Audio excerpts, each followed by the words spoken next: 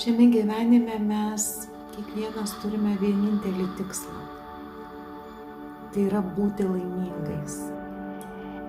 Būti laimingu tai reiškia atlikti savo paskirtį. Tai yra, dėl ko aš atėjau į šį pasaulį. Kokia mano ta paskirtis?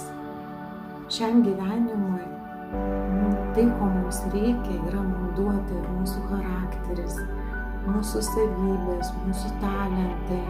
Reikia atpažinti tai, kas yra mano, kas yra ne mano ir eiti tuo savo keliu.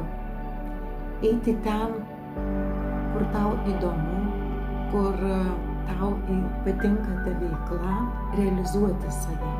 Labai dažnai pakiša koją baimės, nepasitikėjimas, netikrumas, galbūt kažkokia peršama nuomonė iš šalies.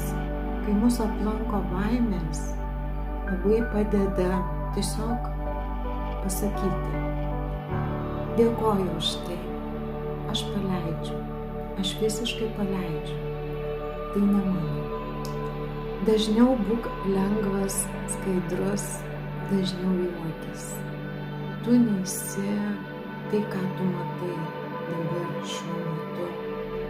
Tu nesi tavo kūnas, labai dažnai netgi tu nesi tavo mintys. Ir prisijung prie visatos meilės. Pasitikėk savo gyvenimu, jis myli tave ir rūpinasi tavimi.